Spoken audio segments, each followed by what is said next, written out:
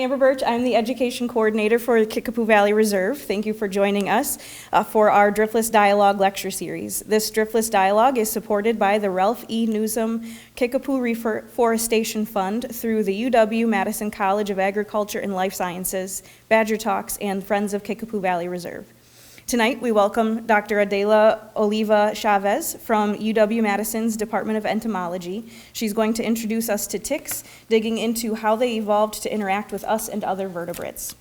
Before I hand it over to Dr. Chavez, let's take a moment to remember the land acknowledgement, which you can see up there. The Kickapoo Reserve Management Board acknowledges that the state and federal lands that comprise the reserve fall within the ancestral homelands of First Nations people, including the Ho-Chunk Nation.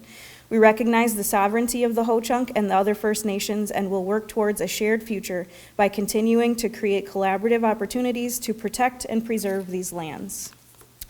We hope the information that we get tonight can help us better understand the reserve and those who call it home, even including ticks. So with that, I will hand it over to Dr. Chavez. Thank you.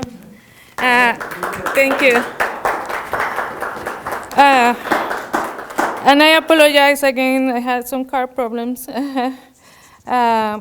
So I'm gonna talk a little bit about ticks, and I decided to change a little bit the talk to make it more about how to protect yourself from ticks, because Wisconsin is a place where there are a lot of ticks and we have a lot of tick-borne diseases. So I changed the talk a little bit, but you will learn about ticks. And basically it's what you should know about ticks. There are two types of ticks, two different families of ticks. One is the soft ticks. Not many people know about them because they are mostly associated with the nest of mammals. So they do bite humans, but only when you, by bad luck, happen to put your tents on top of the nest of a mammal. And you will recognize them because they have a soft, that's why they are called soft ticks. They have a soft exoskeleton. And these do not feed for a long time. So what they do is they are associated with the nest. They will come up, feed for a little bit, about 15 to 1 hour, and then go back to the nest. The larvae, sometimes the smaller ones will feed for a longer period of time. But the nymph will feed for a short period of time. And how you can also recognize them is because when you look at the tick, you will see that what we call the head of the tick, that is this part right here, cannot be seen from the upper side. So if you look at the tick from up, you cannot see the head of the tick. Now you will see what most people recognize as a tick is this. And this is what we call the hard ticks, and we call them Ixodidae. This is the family of the tick, the deer tick, the black-legged tick, the one that everybody knows because it transmits Lyme disease. And these ticks, as you can see, if you look at it from up, you can clearly see the head of the tick right here. These are feed for a longer period of time, and each of the life stage, so what we call the larvae, nymph, and the females and adults will feed for days.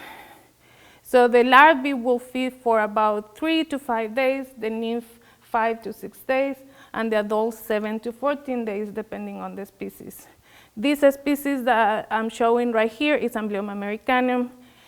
They are not found in Wisconsin, but it's making the way here. So right now, about 13 to 18 ticks are found here in Wisconsin per year. And it's mostly brought by birds. But it's a tick that if it makes it here, it's a problem because the bite of this tick can make you allergic to meat. Yeah, and also to cheese. And that is a bad thing for Wisconsians. Yeah, and one of the characteristics, we call it the Lone Star tick, and it's because it has this mark in the back of the, so it's called the Lone Star tick. But the one that everybody knows is Ixodes scapularis. And this is the black-legged tick, and it's found in most states in the eastern part of the United States. And these are all the different life stages that will be the larvae. And one thing that you will see is that the larvae can be recognized because it only has 3 pairs of legs. And that is because ticks are really weird. So when they are developing, I love them. When they are developing, yeah, I do. When they are developing, the 4 pair of legs start to develop, and then it gets taken up. So they start to develop, and somehow the cells, instead of continuing the development, they emerge back into the body. Yeah, it's weird. They are so weird. But when they go into the molting stage, in the next stage of their life stage, you can see that that 4th pair of legs then comes out. So the nymph then can be recognized because it has 4 pair of legs. And so do the adults. This will be the male right here. Oh, you don't see let me see. Oh, there, right there. So this is the nymph right here, and this is the male right here, and this is the female. The males of Ixodes scapularis do not feed. So the males do not play a role in transmitting disease. Only the nymph and the adult females. The larvae will not play a role, so if you see larvae feeding on you, you should not worry. They do not carry Lyme disease. The bacteria that produces or causes Lyme disease is not transovarally transmitted, so the larvae will not have it. And the distribution of this tick is really dependent of where you find white-tailed deer. And that's because the females really need to feed on white-tailed deer to produce the eggs that will give rise to the larvae. And where you find these ticks, where you find these ticks in deciduous forests, and you will find them mostly where the forest meets with grass, so what we call the ecotone. So right here in the trails, or also where forest meets your houses. So I will tell you how to design an area that can protect your house so that the ticks don't get to your houses. And this tick is what we call a tree host tick. And what that means is that each of the different life stages is going to feed on a different host. So the larvae usually feeds on a smaller host, and that's when the larvae will usually acquire the bacteria that causes Lyme disease, because they will feed on white-footed mouse. And the white-footed mouse are the ones that carry the bacteria that causes Lyme disease. The nymph, these larvae will be active around the summer and the spring, and then they will molt in the next year. So the life cycle of this tick takes about 2 years. In the spring, early spring, that's when those nymphs are going to be active. So that's when you have to start being careful about transmission, because most of the transmission of Lyme disease happens between early May to June, July. So those are the periods when you have to be careful.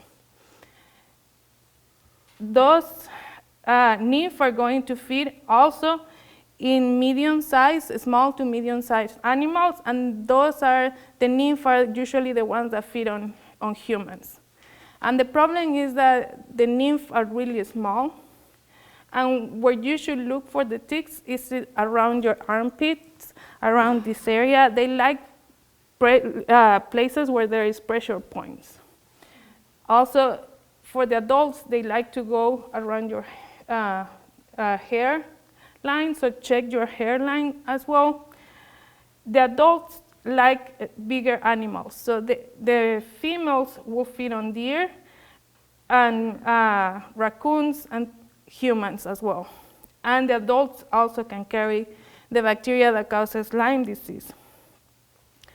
And they carry other pathogens, and that's part of the problem. So Ixodes scapularis alone can carry 7 different pathogens.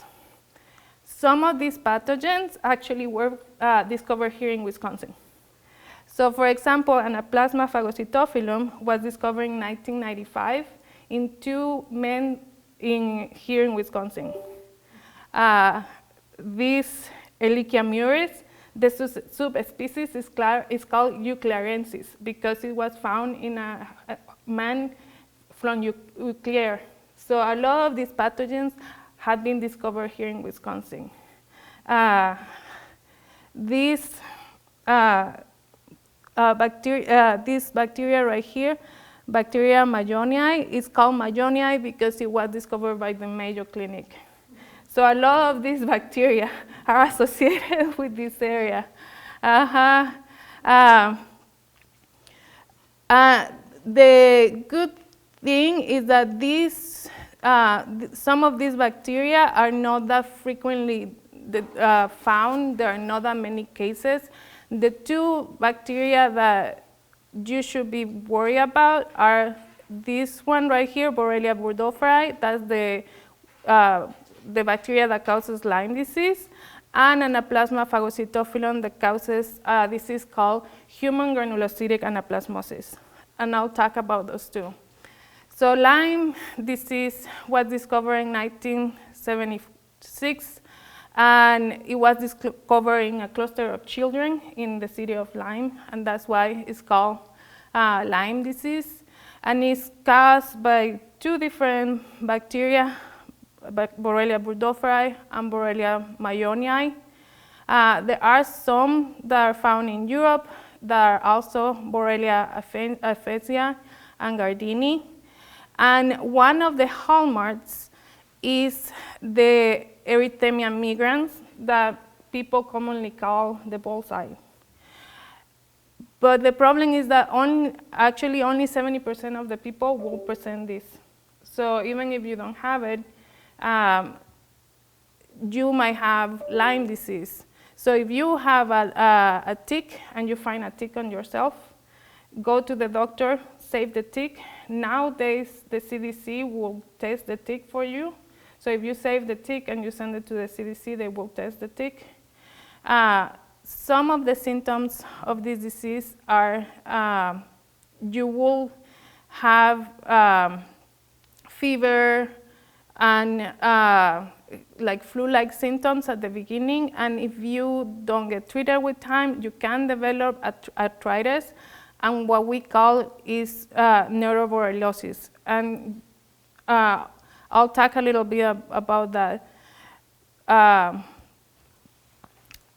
And the problem with the complications is that you can even have meningitis, and the neuroborreliosis is when you lose sense of half of your face. So facial palsy, you can recognize it when people stop like half of their face, they cannot move it.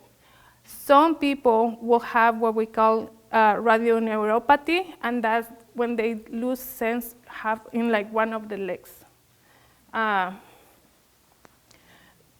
About 30% of the people will develop arthritis. And for some people, even after treatment with antibiotics, they will still have problems. And that's a syndrome that we call post-antibiotic Lyme disease. We don't understand why some people have this. It's only some part of the population that have the problem. We believe that it's a combination of the immune system that is overactivated with some particles of the bacteria that remain, but the bacteria cannot be detected anymore.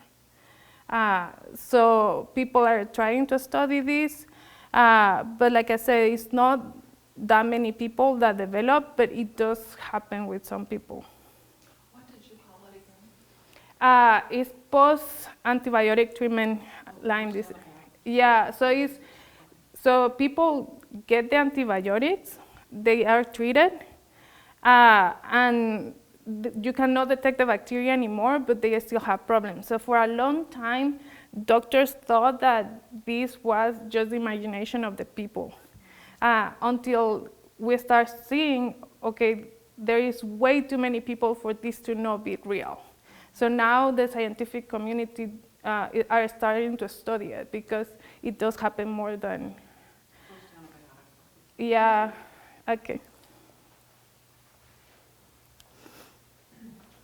And the problem is that Wisconsin is one of the hotspots for Lyme disease. So if you look at the map, there is a lot of Lyme disease in Wisconsin. And according to the Department of Health in Minnesota, 1 in every 3 ticks will be infected with the bacteria. It's likely that the same number is found here in Wisconsin. So if you find a tick, that's why I said save the tick, do not throw the tick, send it for testing, even if you don't have the bullseye, because only 70% of the people will develop it. So you don't want to be the 30% that doesn't develop and then discovers that has Lyme disease. The other disease that can be transmitted around in Wisconsin is human granulocytic anaplasmosis. And this is the one that was discovered here in 2 men in North Wisconsin. And it's caused by a bacterium that is known as Anaplasma phagocytophilum. The good thing is that this is, as in most people, is self-limiting, meaning that people will get better. You will get really sick. You get really bad fever, and you will feel really bad for about 2 weeks. But if you are not immunocompromised, you will get better. And it's treated with doxycycline, so there is a treatment. The problem is that during those 2 weeks, you have to be very careful because the bacteria infects immune cells. So you're immunocompromised during that time. So if you get a secondary infection, you will get worse. And that's another disease that is common here in Wisconsin. And about between 5 to 20% of the ticks in Wisconsin are infected with that bacteria. So again, if you have a tick that you find on yourself, save the tick. Another tick that is found here in Wisconsin is the American dog tick, Dermacentor variabilis. And this one can be recognized because of the pattern in the back. So if you see, this will be the male, and it has this white pattern in the back, and the female as well is gonna have this white pattern in the back. The other thing that you're gonna notice is that the head is a lot chunkier. So in the case, if we look at Ixodes scapularis, the palps are a lot more elongated. And in the Dermacentor variabilis, the head is more compacted. So if you find this tick sometimes carries pathogens, but here in Wisconsin, not that much. And this tick will be associated with dogs. That's why it's called American dog tick. So you see it a lot associated with dogs. And is active around April to May, April to July, the nymph, and the adults, April to August. And although, hold on, let me stop this. Although some people tend to believe that ticks jump and fly, they don't. So a tick will not jump or will not fly at you. What they do is something that we call questing. So the behavior that they do is they will go up the vegetation and they will wait for you. They will wave their legs, waiting for you to pass, and then they will get on you. So here I'm going to show you a video of a tick that is questing. Let me see if I can.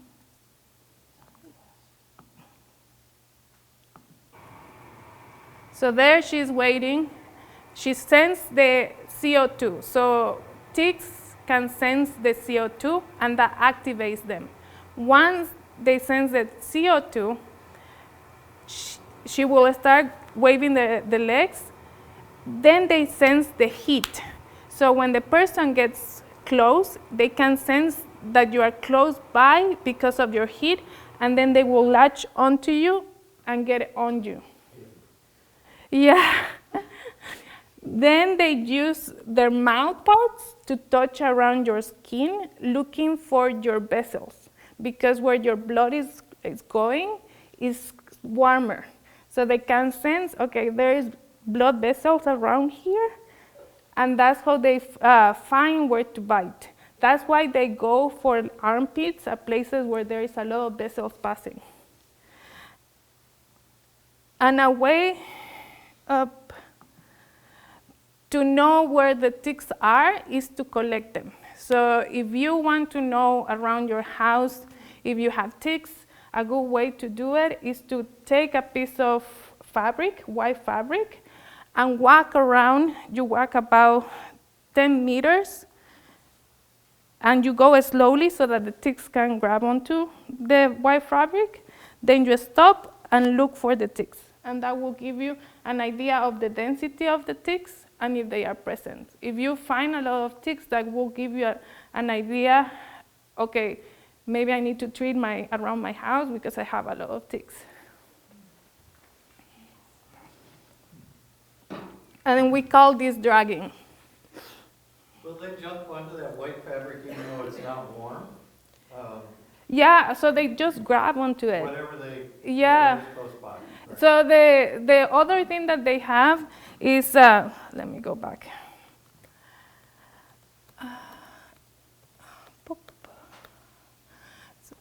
In this picture, you cannot see it that much.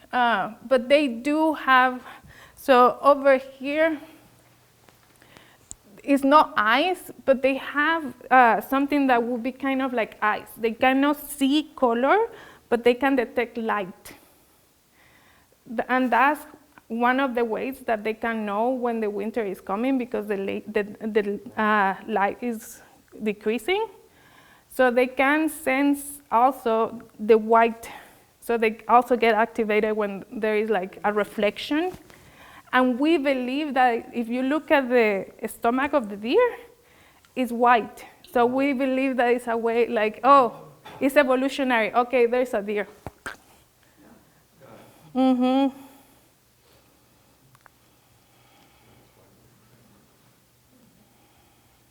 Okay. Once they get into you, like I said, they will use their palps to look around and look where to bite you. And once they find where to bite, they do a different kind of bite. So they are not like mosquitoes, that the mosquito is really precise. The mosquito has a needle-like mouth part that they go precisely into your blood vessel, and they just bite you for a second, get your blood, and then fly away. The tick is more rough. She will come and cut your skin. And they are what we call is a pull feeder. So they just cut through your skin, they put yank their mouth part, and then start sucking the blood. So you'll see.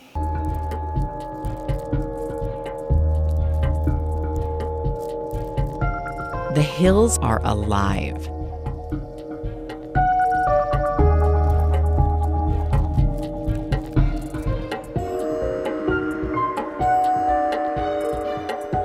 with silent, waiting ticks.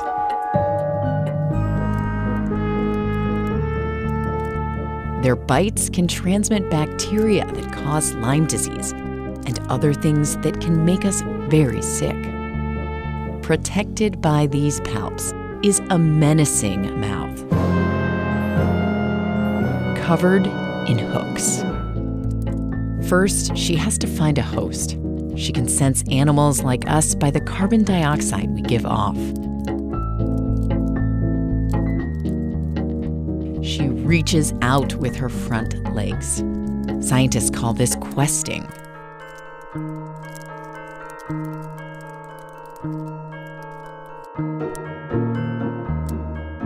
It will use that claw to latch onto something, like your sleeve. Now you see her. Now you don't. Once aboard, she searches out a nice spot to bite into for blood. She lives 3 years, but in that time, she only eats 3 meals. A tick needs enough blood to grow from larva to nymph. Nymph to adult. And then for females to lay their eggs. Gross. Let's check out a nymph, a young tick. It's tiny, smaller than a freckle. To grow into an adult, it needs 1 blood meal, a big one. The front of its body is all mouth. It digs into us using 2 sets of hooks. The hooks wriggle into the skin. They pull our flesh out of the way and push in this mouth part, the hypostome. Those hooks anchor the tick to us for the long haul, like mini harpoons. While the speedy mosquito digs in, sucks our blood, and splits, all within seconds.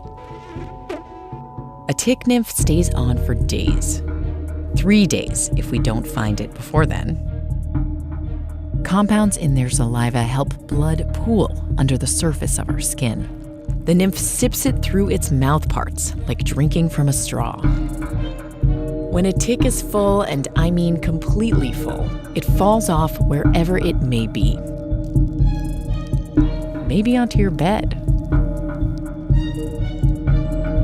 That's if you don't nab it first. You might have heard that you should twist or burn the tick. Not true. Grab the tick close to your skin and just pull straight out. That's how you win the fight against those tenacious hooks. If it makes you feel better, they will die if they fall into your bed. Yeah. Yeah. Just. Is there anything good about a tick? No. Other than they are, for me, they are kind of cute, but no.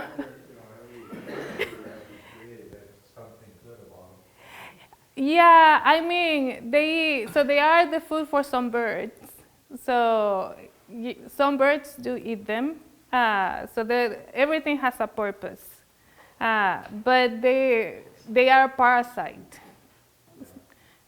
Well, I have ticks on my body too already, so Yeah. it's not fun. No. Yeah. But if the ticks are really sensitive to desiccation because they don't drink water.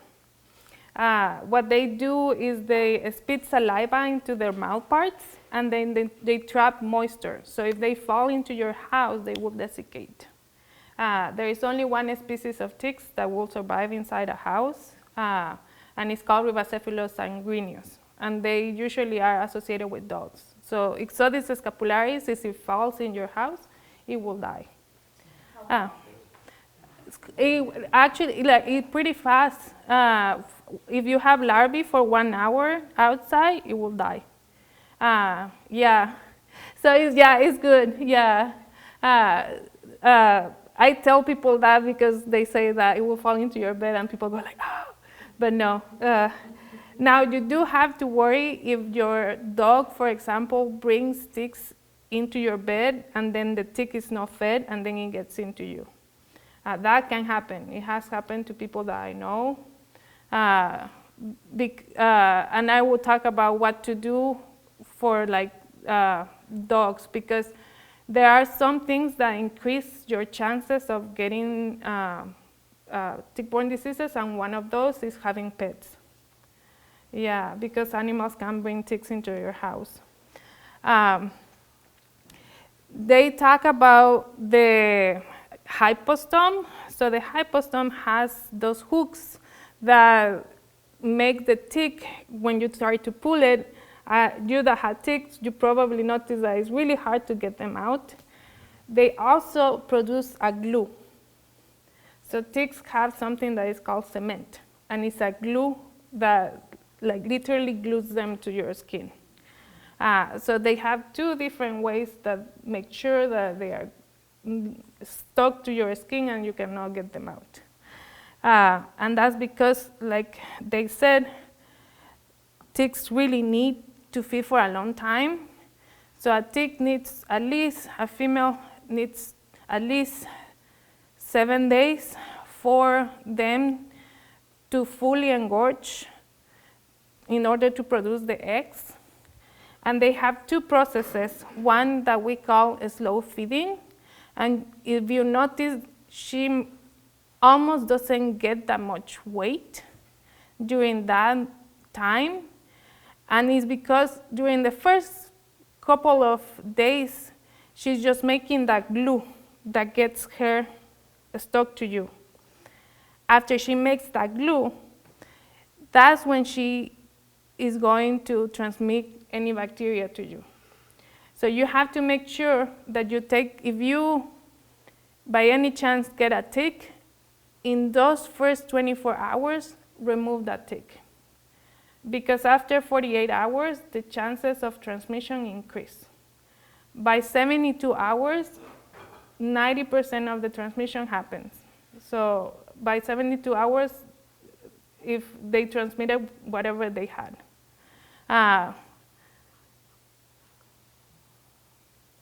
The other thing is, you might think, okay, in the winter, we're safe. But ticks actually don't do what we, so insects can go through something that we call diapause, that is completely shut down their metabolism, like hibernation for an animal, right? But ticks actually do something that is called quiescence, and it's just a state of half asleep, but not really asleep. So we did an experiment last year with my student. We put ticks in like small tubes and put them in the winter to experience the winter, and to see if they actually went into hibernation. And as soon as you put them in your hand, yeah, they go back like active. So as soon as the snow is gone, those ticks are going to be active. If they can sense your warmth. So if there is no snow, be careful, because if you get a tick, they will get back activated. Like, this is a male, and look, as soon as I put it in my hand, it was like nothing happened. Like, it was in seconds. I was surprised because I thought it was going to be completely dormant, and I was like, I put it there just to check, and it was like, oh, there is something to eat.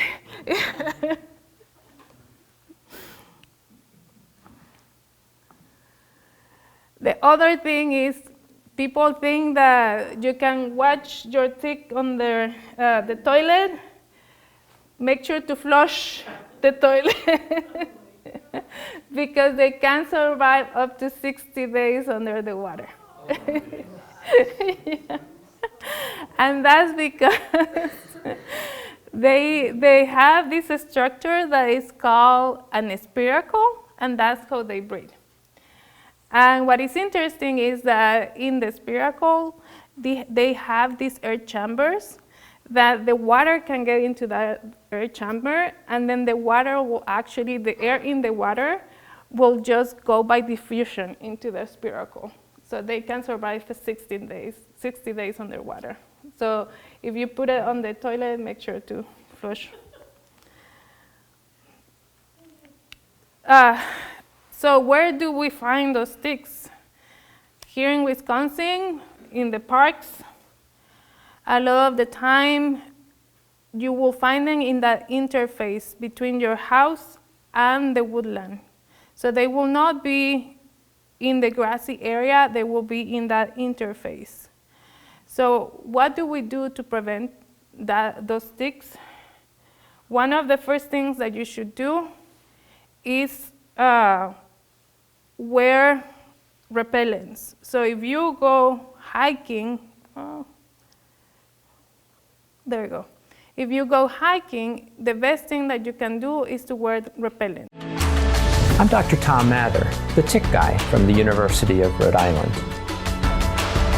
Take it from the tick guy, one little episode is all it takes to get a tick. So the next time you step outside and you head to your favorite place to take a walk, if it happens to be in tick habitat, here are some things to think about. Make sure you walk down the center of the trail because the ticks are usually more abundant on the edges. Make sure your clothes are tucked in. Hopefully they're tick repellent clothes, but if they're not, make sure your cuffs are tucked in, your shirt tail is tucked in. And finally, make sure as soon as you come back home to take your clothes off, maybe throw them in the dryer for a couple of minutes, and check yourself carefully for ticks in places mostly where your clothing sort of binds against your skin, like your underarms or in your groin area. He mentioned to put your clothes in. So what we recommend, see how I'm wearing my socks over my pants? That's what you should do. The other thing that we recommend is that you wear light clothes, because then if you're wearing light clothes, you can see the ticks. So when I go hiking, I'm wearing white pants. The other thing is I wear repellents. And the repellents, let me see. No. I'll go back to the repellents. So when you get the tick, if you find a tick, so the other thing that you should do when you come back home is do a full body check. That's what we recommend. Even if you have your everything tucked, I have found ticks here because they will crawl up when you get distracted. I have found ticks here too. So when you get home, always look for ticks.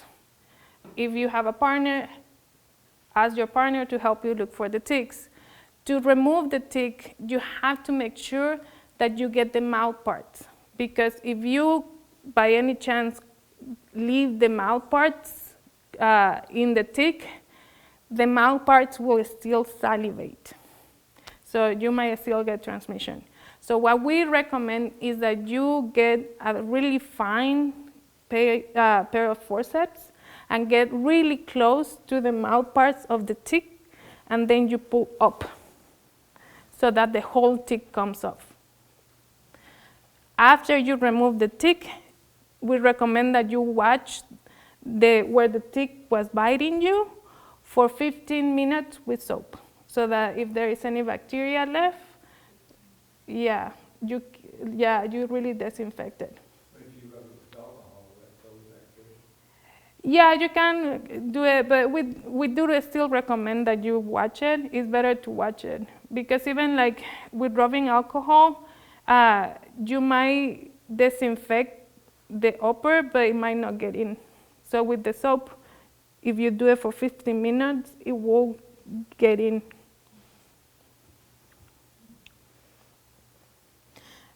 Now, for the repellents, there are certain repellents that are really good. So when we talk to people about personal protection against tick bites, often what will come up is using topical repellent products on your skin, like DEET, picaridin, eucalyptus oil.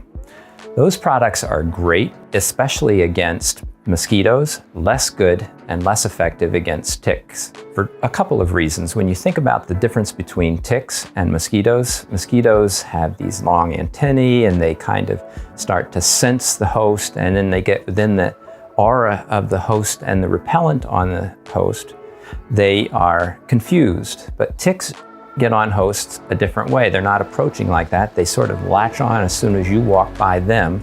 And the effect of these topical products is that it's more of a foot burning. You know, they have 8 legs, but when they're busy lifting 6 of them off because it hurts, they're more likely to fall off. But that effect really only lasts on the skin somewhere in the neighborhood of 20 or 30 minutes, and most people are outside for longer than that.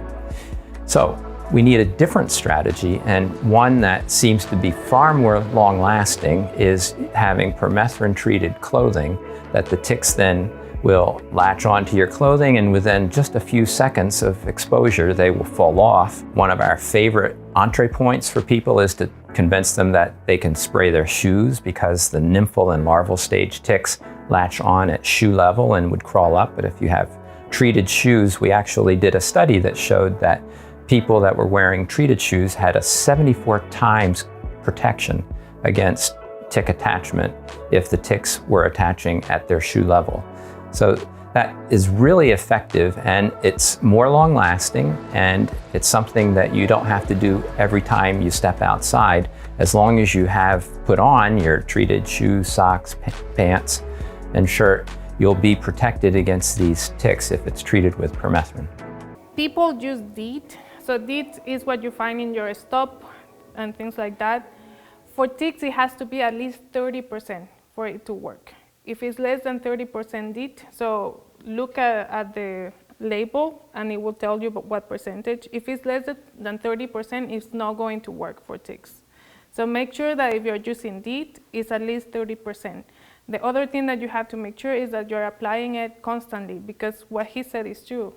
If you don't apply it every 30 minutes, it's not going to work. There are other products. The problem with permethrin is that it's a little bit toxic. That's why you apply it to your clothes, not to you. So always make sure if you're using permethrin, you apply it to the clothes, not to you. So permethrin works really well, but it can be toxic. DEET is the same. So there are some natural products that are good. This product right here, BioUD, is really good, but it's the same as with DEET. You have to apply it every 30 minutes. And it's based on, it's a compound that is called undecaton, and it's purified from tomatoes. And it's actually pretty good. This product right here, Repel, works, but it's not as good as BioUD. So I personally recommend BioUD. I have tested, and it works really well. How available is that? BioUD you buy it online though, and it's not that expensive, and it's like a bottle like about that big. I don't remember the price, but I usually buy it ahead of time. So if I buy it right now so that I have it by the summer, and I buy about like 10 bottles for myself. But I like hiking a lot. But like I said, you have to put it like every 30 minutes if you want it. But permethrin, so I'll talk about the acaricide. So actually, like permethrin is an insecticide. So it's a pesticide. It's not really a repellent. It's they use it as a repellent, but it was developed by the army. So the army uses it in the uniform of people. It is the best, but it will affect you. So that's why I prefer things that are more natural.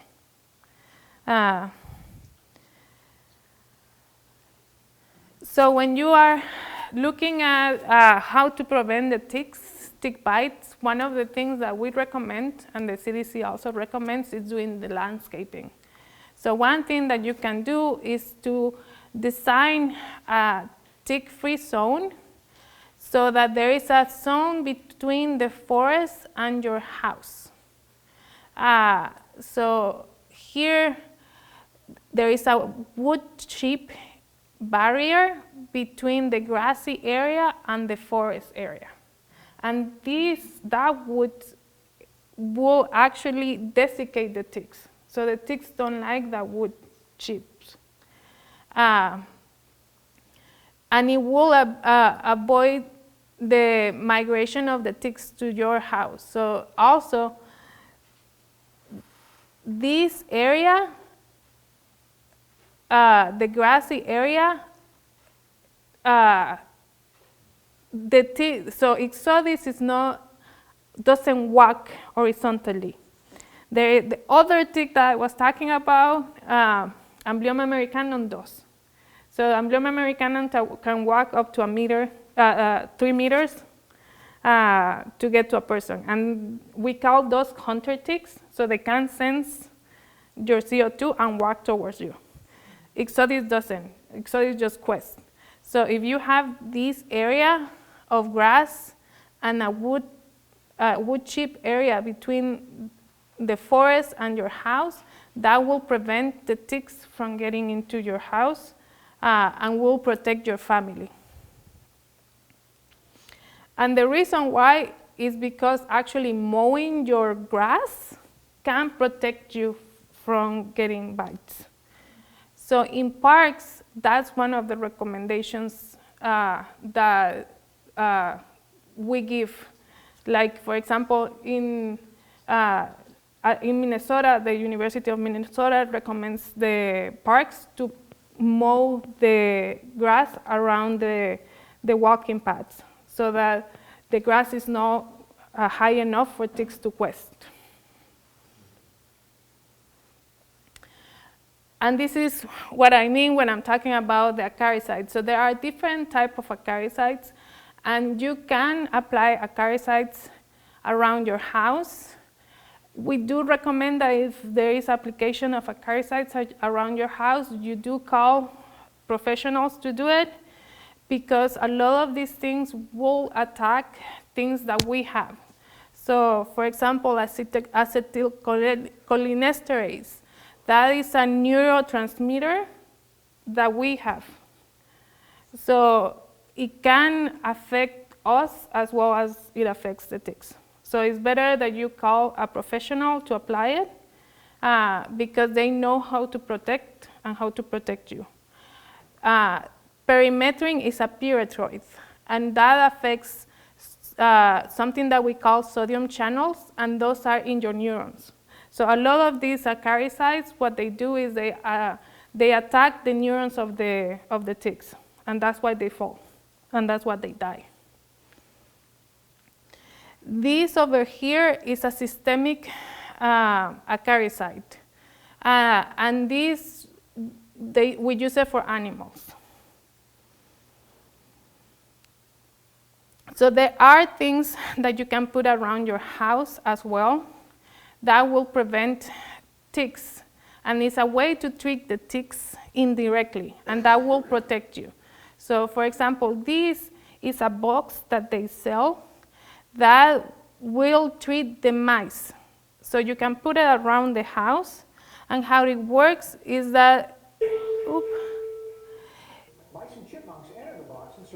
the mouse enters the house, and inside of the box, it will have an insecticide, like he said. And it's called the tick box. So that is a way that you can treat the ticks around your house, but without having to apply an insecticide in your house. So you just put those boxes around your house, and that will treat the ticks without you having to put anything. The other thing that you can do,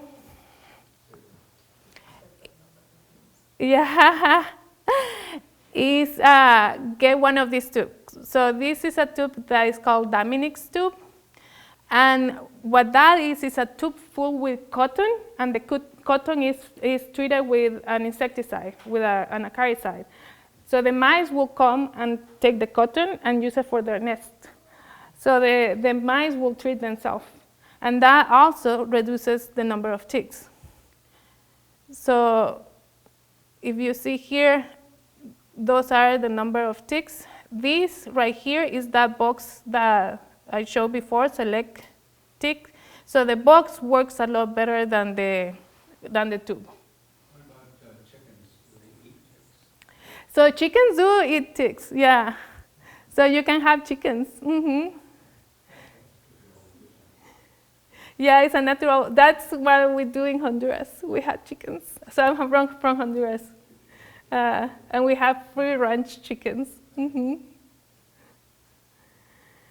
The other thing that now people are developing is these baits that contain acaricide. And it's the same idea that the mice will bring the bait and will treat themselves with the acaricide, and then when the tick feeds on the mice, they will kill the ticks. So there are different products that are available for you to use so that you don't have to put acaricides in your house. Nowadays, they also have a vaccine for the bacteria that treats the mites. So it's through this company called US Biological, and how it works is it has a bait that contains a protein that is found in the bacteria that causes Lyme disease. So the mice will eat the pellet and it will vaccinate itself. And it actually reduces the infection rate by 95%. So it works really well. And it's already USDA approved, so it actually works pretty well. You can also treat your pets, but when you treat your pets, you have to make sure that what you're using does not prevent tick attachment. So if you see, there are different products, and some of them prevent tick attachment. And you might think, oh, but why do you don't want to prevent tick attachment? If you prevent tick attachment, that tick is going to be crawling in the animal, and when the animal comes to your house and to your bed, that tick is going to fall in your bed and attach onto you. So you actually want something that will let them attach to the animal and kill them when they are attached to your animal. So we actually recommend things like Frontline, Simpre, and Bravecto. But those don't prevent the tick attachment. But it will kill the tick. You don't want, because if the tick doesn't attach, like I said, it will fall into your bed and then it will bite you. See? They're available for cats and dogs. Yeah. The other thing that you can get for your dog is you actually can get a vaccine that prevents Lyme disease for dogs. So this is a vaccine that was designed.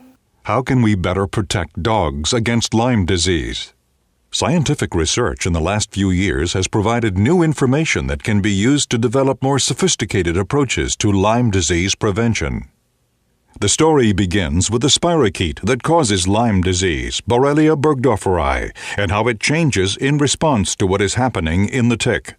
Borrelia have different types of outer surface proteins, OSPs, that are expressed at various phases in the tick feeding cycle.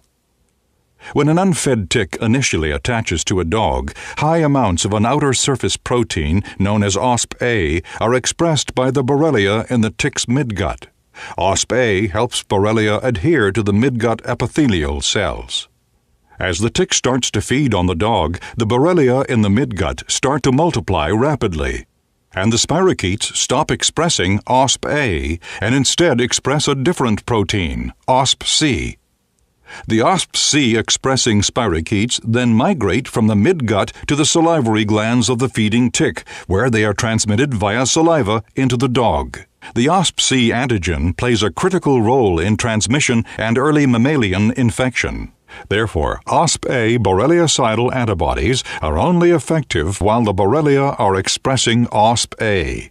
That is, for a short period of time while they're still in the tick midgut. This means current vaccines that stimulate a protective immune response to only OSP-A don't prevent live Borrelia that are expressing OSP-C from escaping and infecting the dog. Optimally, a Lyme disease vaccine should stimulate borreliocidal antibodies to both OSP-A and OSP-C. Novavax Lyme, unlike previous vaccines which do not stimulate significant amounts of OSP-C borreliocidal antibodies, was specifically designed to achieve this goal.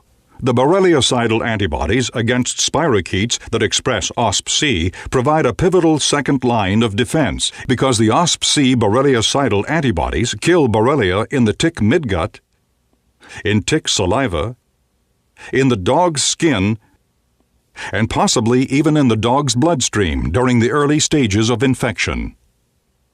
The science of Lyme disease transmission has come a long way, and new information is being used to provide veterinarians with more effective approaches to prevent Lyme disease in their canine patients.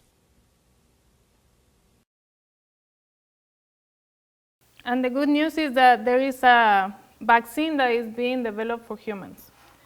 Right now it's in trials, so it's in what we call phase 3 trials. So right now they are looking at the safety, long-term safety. If it passes the long-term safety, then it will go to 4. That means they are gonna see if it's safe for children and people that are immunocompromised, and then it gets into the market. But at least it has passed the other trials. So maybe in a couple more years we'll have a Lyme disease vaccine, because there was a Lyme disease vaccine. I don't know if you guys heard about it. It was Lyme-X. Yeah, but you probably heard that there was a lawsuit and some people developed arthritis from. So that's what they are trying to prevent. So the new vaccine, the old vaccine was also based on this protein. So all these vaccines tend to be based on these 2 proteins because they are the best proteins to protect against Lyme disease. But the problem is that this protein right here mimics proteins that we have. So our immune system starts to attack us. And it's a way for the bacteria to make sure that we don't kill it. So that's why when this vaccine came onto the market, it had those problems. So now what people are doing is they are taking portions of the protein instead of the whole protein, so that they make sure that it doesn't attack us.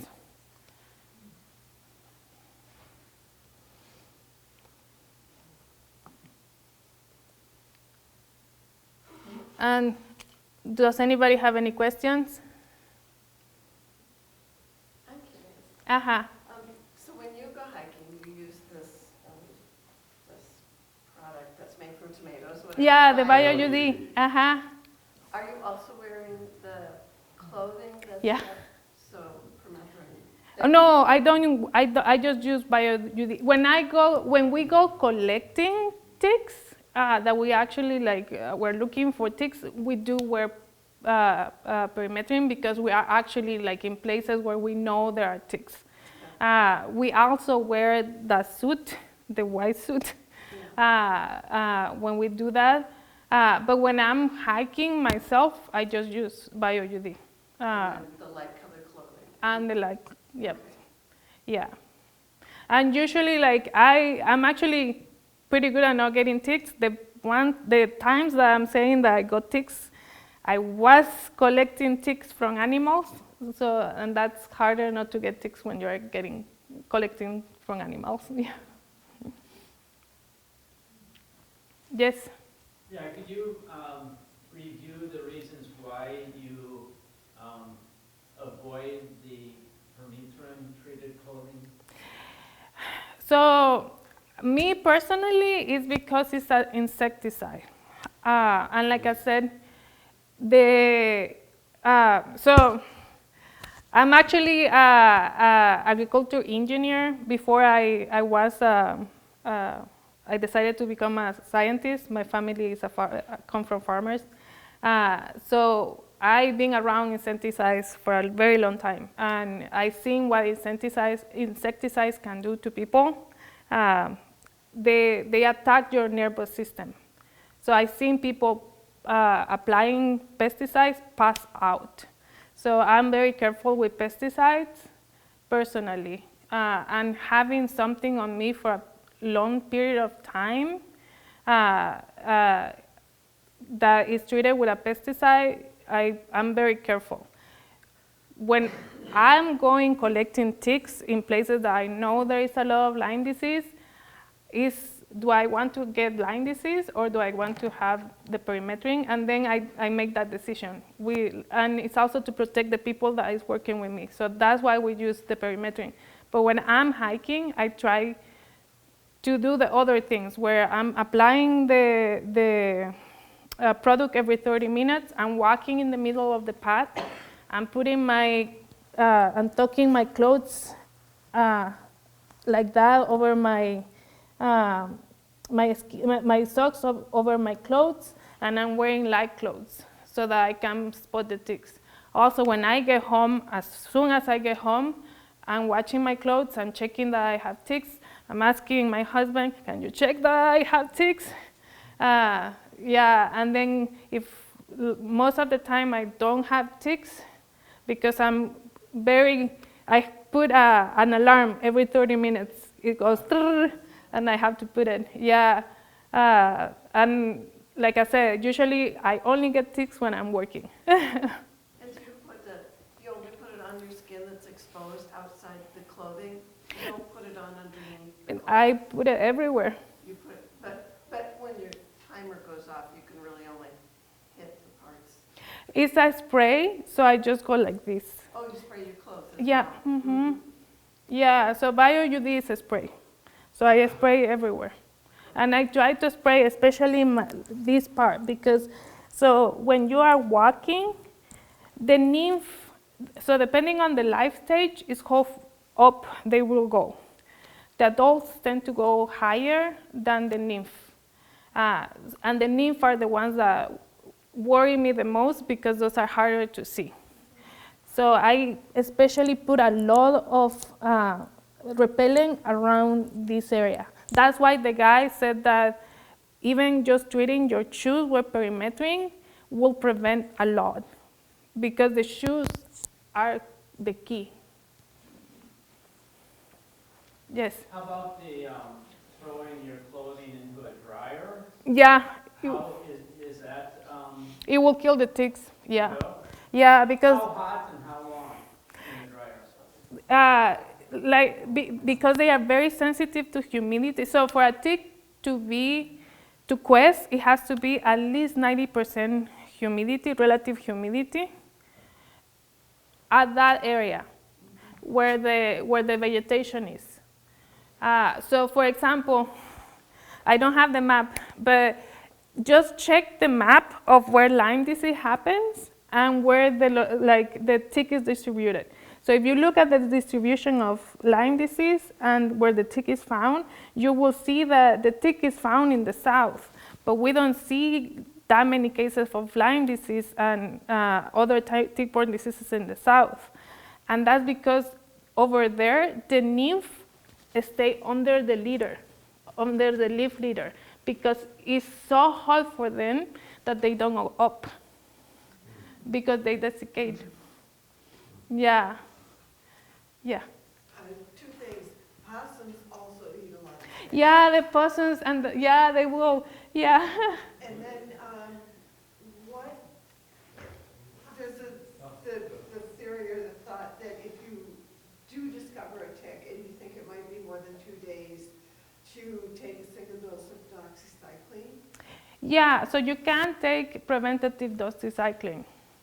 So if you do find a tick and you think that it's more than, so one way to know if a tick has been attached for more than 1 day is to look at how engorged it looks. So let me go back.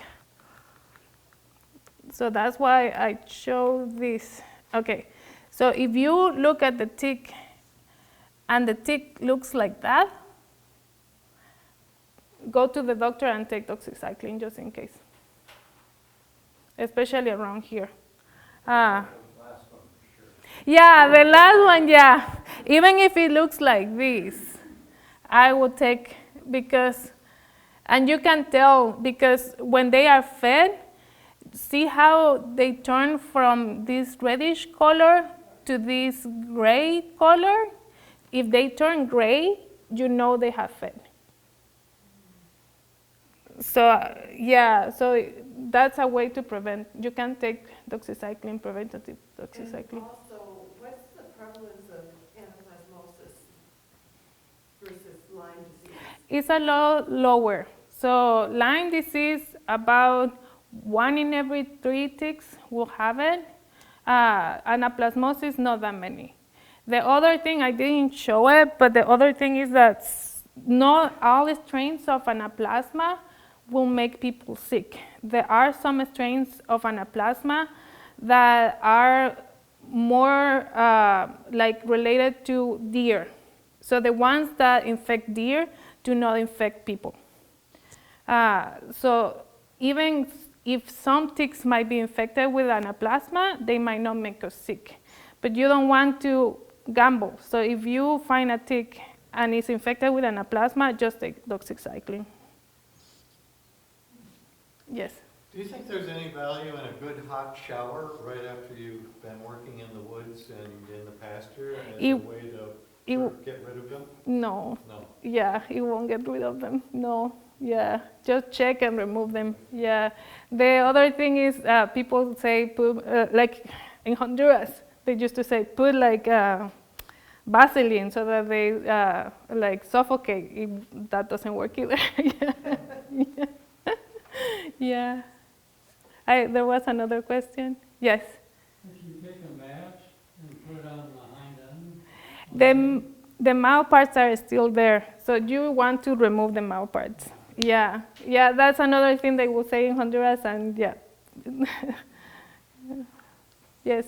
So my grandma always says that the ticks will climb trees and drop down on No, that's not. Yeah, that doesn't happen. Yeah.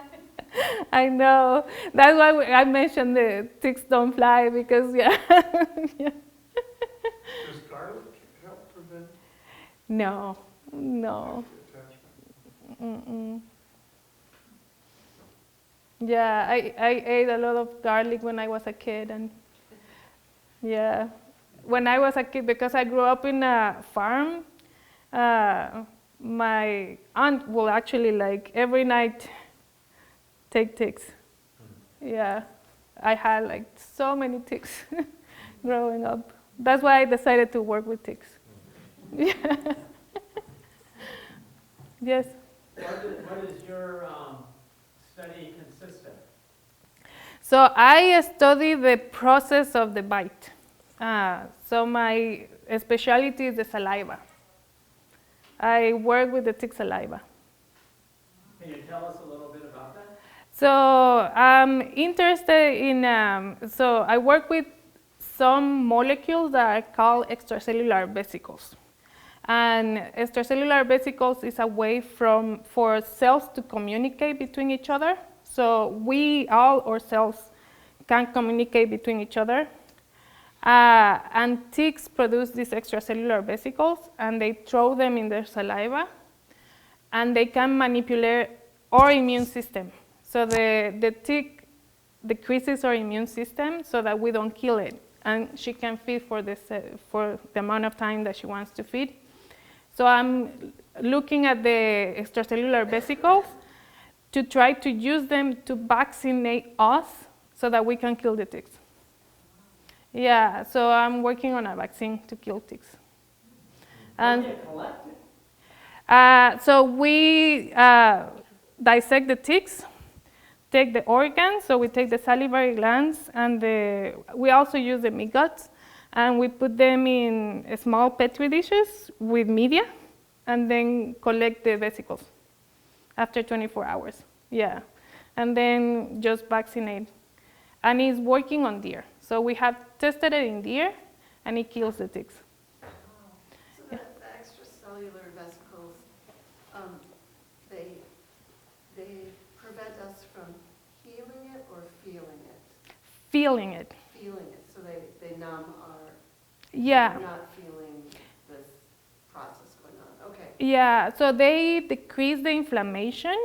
So if you look, when a mosquito bites you, there is a bump. The tick decreases that bump so that you don't feel the itchiness and you don't remove her.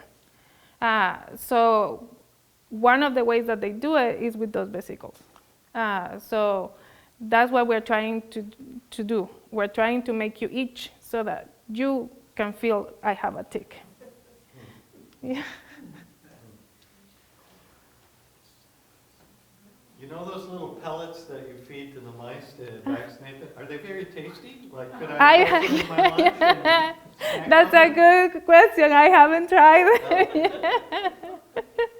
Yeah, but they should do that for humans That's too, right? right? That's right, a little snack. Don't try it. You can just use it for the mice, though. But they should make gummy bears like that for us. Exactly. That's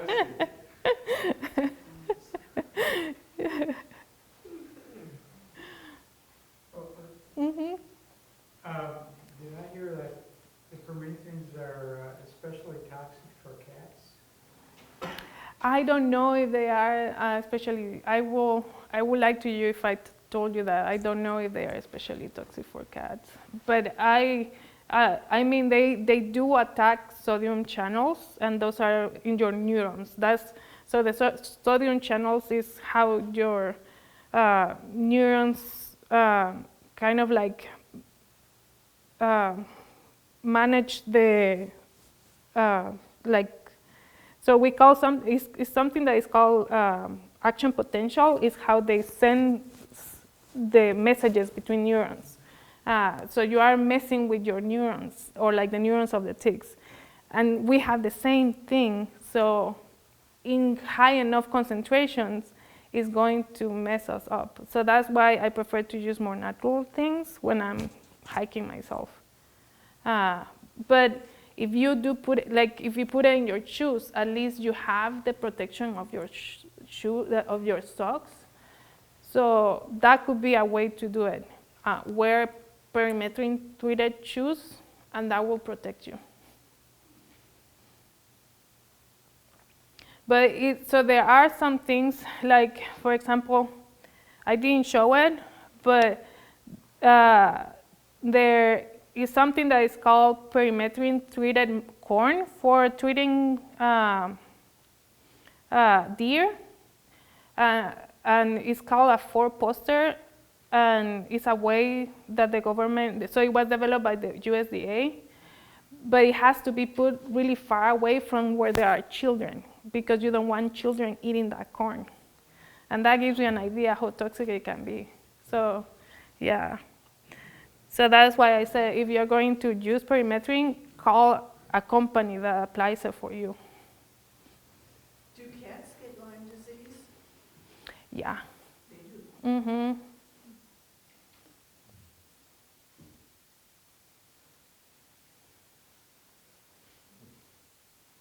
Yeah, so I don't let my cats out. Yeah. But dogs are out. Yeah, you should get the vaccine. They do. Okay, good. Plus some parasite. Okay.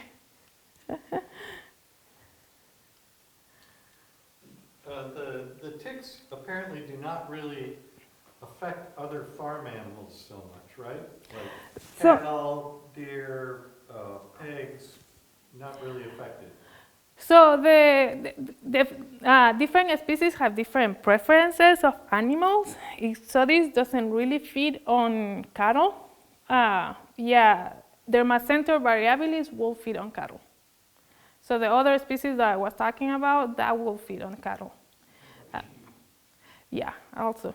So this one, not so much here in Wisconsin, but it transmits a bacteria that is called Anaplasma marginale in the south, and it causes the cattle version of anaplasmosis.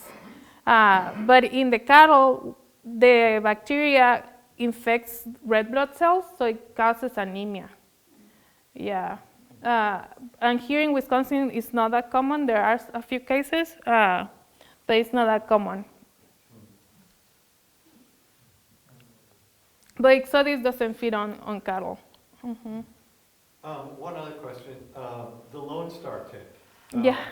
How close is it, and what are people doing in areas where the Lone Star tick is prevalent? Is there some sort of prevention that folks are doing, or how's this working? Yeah, so far it's in Illinois. And like I said, there are a few, they have found it, a few ones here, like 13, 18 last year they found. The good thing is that they don't survive the winter. So as long as we have winter, they won't establish. But they have made it, like in New York, they have established populations. In the south, they control it just the way that we control Ixodes. You just wear repellents, check yourself, because the problem is that ticks is not like in the case of mosquitoes where you can treat like an area, like a city. You find them is almost everywhere. So how do you treat everywhere? Yeah, so it's very difficult to control ticks. Most of the time it comes to the homeowner and the person who wants to protect themselves What winter conditions tend to be the best to kill ticks? As far as like, is it the snow, is it the cold? Depends on the species, because Ixodes actually, Dermacentor will survive up to -20. Amblyoma, because it's from the south, if it gets to like 0 degrees, it's dead. So that's why it doesn't make it here. So everything depends on the tick. But as it starts getting warmer and warmer in the winters, they might start getting here. Thank you.